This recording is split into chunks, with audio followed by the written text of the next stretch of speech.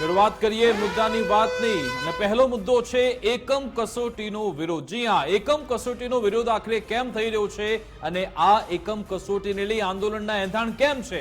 આમ તો જે નવી શિક્ષણ પદ્ધતિ આવી છે તેના અનુસંધાને આ એકમ કસોટી ગુજરાતમાં રજૂ કરવામાં આવીને તેનો હેતુ માત્ર એટલો જ છે કે વિદ્યાર્થીઓનો અભ્યાસ સારો રહે, તેમનો પાયો મજબૂત થાય અને તેમના મનમાં જે પરીક્ષાનો ડર રહે છે, જે ફાઇનલ એક્ઝામ આવે છે એ ફાઇનલ એક્ઝામનો ડર વિદ્યાર્થીઓમાં ન રહે, સાથે સાથે તેમને દર સપ્તાહે રિવિઝન થતું રહે તે માટે એકમ કસોટી લાવવામાં આવી। ખૂબ જ આ સારો નિર્ણય છે, પરંતુ તેની સામે બીજો તર્ક એ છે કે આ એકમ કસોટીના કારણે જોરદાર ભારણ આવી રહ્યું છે, શિક્ષકો પર ભારણ આવી રહ્યું છે અને સાથે સાથે વિદ્યાર્થીઓ પણ મૂંઝવણમાં રહે છે તેવો કેટલોક એક આરોપ લગાવવામાં આવી રહ્યો છે। અને હવે સામે આવ્યા છે GCERTના પૂર્વ નિયામક નલિન પંડિત। તેમણે આગાજ કર્યો છે કે અમે આંદોલન કરીશું કારણ કે તેમને શિક્ષક મંડળોનો ટેકો પણ મળ્યો હોવાનો દાવો કર્યો છે। તેમણે કહ્યું અનેક રજૂઆત કરી પરંતુ અમલવારી કરવામાં નથી આવી રહી। નવી શિક્ષણ નીતિમાં કસોટીનો ભાર ઘટાડવાની વાત છે, પરંતુ અહીંયા તો વિદ્યાર્થીઓનું મૂલ્યાંકન બાજુમાં રહી જાય છે, પરીક્ષામાં સમય જતો રહે છે। એકમ કસોટીના કારણે રાજ્યના 3 લાખ શિક્ષકો પર ભાર આવી રહ્યો છે તેવો દાવો છે નલિન પંડિતનો। તેમનું એવું પણ કહેવું છે 3 લાખ શિક્ષકો નિરાશામાં છે। નિરાશ શિક્ષણ જગત પાસેથી આખરે શું હાંસલ થઈ શકે તે સવાલ નલિન પંડિતે ઉઠાવ્યો છે। મુફદ્દલામાં એકમ કસોટીનો હેતુ ખૂબ જ સરસ છે કે વિદ્યાર્થીઓનો પાયો મજબૂત થાય, પરીક્ષાનો ડર તેમના મનમાંથી જતો રહ્યો, પરંતુ સામે તર્ક એ છે કે આ ડર હટાવવામાં શિક્ષકો પર ભારણ આવી રહ્યું છે। બીજું સૌથી અગત્યનું વિકાસ એ છે, આમાં ઉમેરી દઉં કે જે એકમ કસોટી દર શનિવારે લેવાની એક પ્રાયોજન છે। શનિવારે એકમ કસોટી લેવાય એટલે શું થાય કે એ સપ્તાહનું, આમાં શું આખા વર્ષનું કેલેન્ડર બને, એ સપ્તાહનું જે પણ શિક્ષણ થયું છે, જે પણ શિક્ષકોએ ભણાવ્યું છે વિદ્યાર્થીઓને, એ સપ્તાહ પૂરું થતું હોય ત્યારે શનિવારે એ એકમ કસોટી લેવાય અને એમાં એ બધું પૂછી લેવામાં આવે, એટલે એક પ્રકારે આખા સપ્તાહનું રિવિઝન થઈ જાય। બીજી અગત્યની બાબત એ છે કે સપ્તાહ દરમિયાન જે ભણાવવાનું છે, જે અભ્યાસક્રમ નિર્ધારિત કરાયો છે એ ભણાવાય છે કે નહીં એનું પણ એક ટ્રેક રહી શકે। એટલે તમે જ્યારે શિક્ષણ વિભાગની વેબસાઇટ ઉપર જાઓ તો ત્યાં એક ગુણવત્તાયુક્ત શિક્ષણ મથાળા હેઠળ જે મહત્વના માપદંડો મૂકવામાં આવ્યા છે એમાંથી એક છે સામયિક એકમ કસોટી, કે જે રાજ્યના તમામ જે સરકારી શાળા છે કે જેમાં 40 લાખ વિદ્યાર્થીઓ રાજ્યના ભણે છે, 3જા ધોરણથી 9મા ધોરણ સુધી આ એકમ કસોટી લેવામાં આવે છે દર સપ્તાહના અંતે, એટલે કે શનિવારે। રવિવારે રજા હોય છે, શનિવારે એ રીતે સપ્તાહનો અંતિમ દિવસ હોય છે અને અંતિમ દિવસે આ એકમ કસોટી લેવામાં આવે છે। હવે અહીંયા મુદ્દો જે ઉઠ્યો છે, વિવાદ જે થઈ રહ્યો છે એ થઈ રહ્યો છે કે એક તો પહેલેથી જ એવો આરોપ કરવામાં આવે છે કે શિક્ષકો પાસે જરૂર કરતા વધારે કામ છે, શિક્ષકોની પાસે વધારે જવાબદારી છે।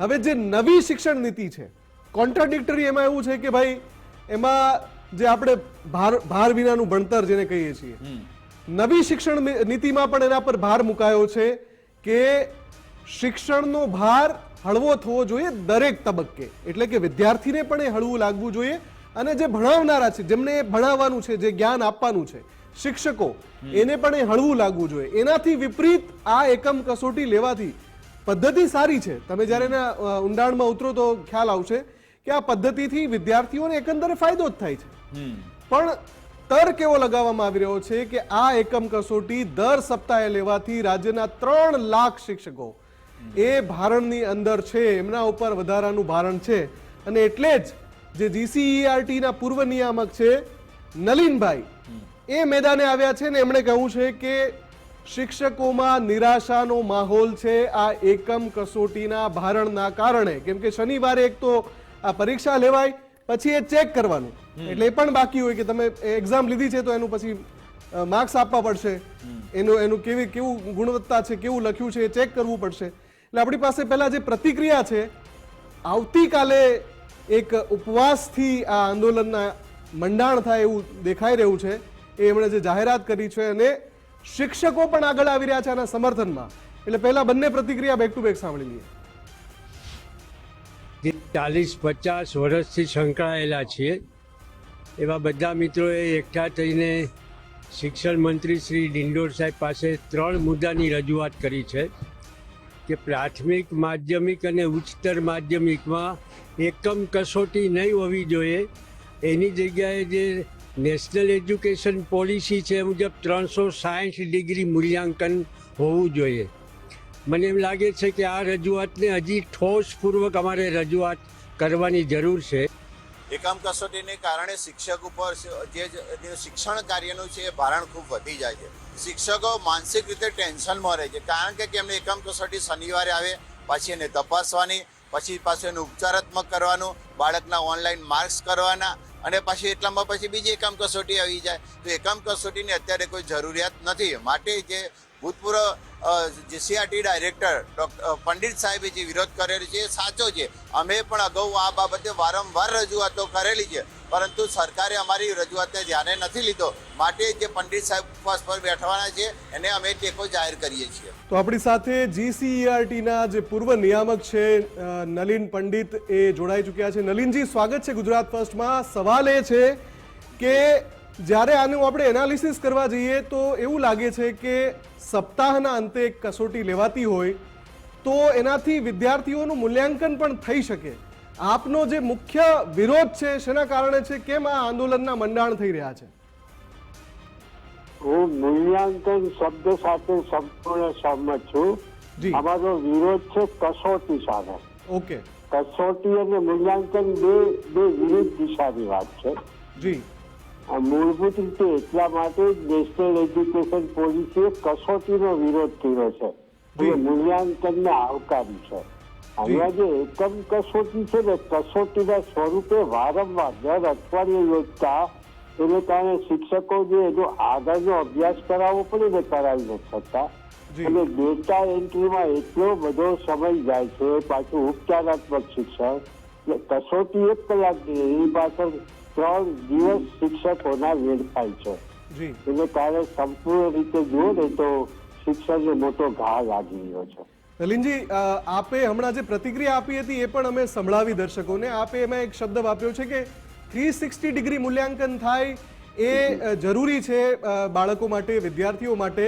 તો જો આપણે આ એકમ કસોટીને હટાવી દઈએ તો એ 360 ડિગ્રી મૂલ્યાંકન કેવી રીતે થઈ શકે? આપ શું માનો છો? 360 ડિગ્રીમાં મૂળભૂત રીતે અનુભવજન્ય શિક્ષણ હોવું જોઈએ. તમે અનુભવજન્ય શિક્ષણનું માપન કરો તો મૂલ્યાંકનમાં કન્વર્ટ થઈ જાય છે. બીજું કે લેખિત પરીક્ષા ક્યારેય પણ 360 ડિગ્રી મૂલ્યાંકન કરી જ ન શકે, ક્યારેય. કારણ કે હૃદયનો ભાગ હોય, મગજનો ભાગ હોય ને હાથ પગનો ભાગ હોય, એમાં 3H ની કેવણી કહેવાય છે. એ 3H ની કેવણી જયારે તમે એનું માપન કરો ત્યારે 360 ડિગ્રી મૂલ્યાંકન થાય. એકમ કસોટી તો માત્ર લેખિત છે. લેખિત સ્વરૂપથી ક્યારેય પણ મૂલ્યાંકન શક્ય જ નથી. અચ્છા ડોક્ટર નલિન, આપે આ મામલે શિક્ષણ મંત્રીને કુબેર ડિંડોર સાહેબને કોઈ રજૂઆત કરી? કોઈ આપની વાતચીત થઈ આ સંદર્ભે? હા, 2022 થી આ રજૂઆત સતત ચાલુ છે જે તે શિક્ષણ મંત્રી સામે. ડિંડોર સાહેબ સાથે ગઈકાલે મુલાકાત કરી. મારી સાથે માધ્યમિક શિક્ષણ બોર્ડના સદસ્ય હતા, જુદા જુદા નેશનલ એવોર્ડથી સન્માનિત ગુરુજીઓ હતા, જુદા જુદા સંઘના ભૂતપૂર્વ પ્રમુખશ્રીઓ પણ હતા. અને ડિંડોર સાહેબને ગઈકાલે રજૂઆત કરી છે. એટલે ખૂબ શાંતિથી અને સરળતાથી સાંભળ્યું છે કે નિર્ણય લેવાવો જોઈએ, લેવાયો નહીં. અમારી ટીમ જે પીસીઆરની ટીમ છે તેમણે અત્યારે જ કુબેર ડિંડોર સાહેબને ફોન કર્યો. કુબેર ડિંડોર સાહેબે એમ કહ્યું છે કે અમને આવી કોઈ રજૂઆત આવી નથી, પહેલા મને અભ્યાસ કરવા દો પછી હું જવાબ આપીશ, એવું તેમણે હમણાં જ કહ્યું. ગઈકાલે તો અમે ઘણા ટીવીને ગઈકાલે જ મુલાકાત આપી છે ત્યાં શિક્ષણ વિભાગમાં નીચેના ભાગમાં, અને ડિંડોર સાહેબને મળ્યા પછીની જે મુલાકાત છે. બિલકુલ. નલિનભાઈ, આપ શું માનો છો કે એકમ કસોટી સદંતર બંધ થઈ જવી જોઈએ કે પછી સમયાંતરે 2 સપ્તાહે, મહિનામાં એકવાર એવી રીતે લેવાવી જોઈએ? કસોટીનો વિરોધ તો નેશનલ એજ્યુકેશન પોલિસી જ કરે છે. તમે જુઓ કે જે ફિનલેન્ડ કરીને દેશ છે જેનું શિક્ષણ બહુ જ શ્રેષ્ઠ છે આખા વિશ્વમાં, ત્યાં કસોટી નથી, પરીક્ષા નથી, પુસ્તક નથી, એટલે તો એનો ડંકો વાગે છે.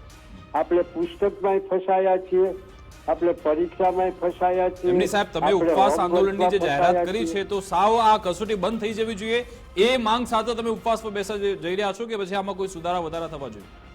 સુધારો એક 360 ડિગ્રી મૂલ્યાંકન એ જરૂરી, બસ. અચ્છા, ઠીક છે. હાજી, હાજી. આભાર નલિનજી અમારી સાથે જોડાવા બદલ. તો ડોક્ટર નલિન પંડિત કે જેઓ GCERT ના પૂર્વ નિયામક જે આપણી સાથે વાતચીત કરી રહ્યા હતા, એમણે સ્પષ્ટ કહ્યું કે કસોટીનો વિરોધ છે, મૂલ્યાંકનનો વિરોધ નથી. 360 ડિગ્રીએ જો વિદ્યાર્થીઓનું મૂલ્યાંકન થતું હોય એટલે એમનો કહેવાનો ભાવાર્થ એવો છે કે કોઈ એવી પદ્ધતિ લેવાતી હોય, જેમ કે એમણે કહ્યું કે મને લેખિત પરીક્ષા સામે વાંધો છે.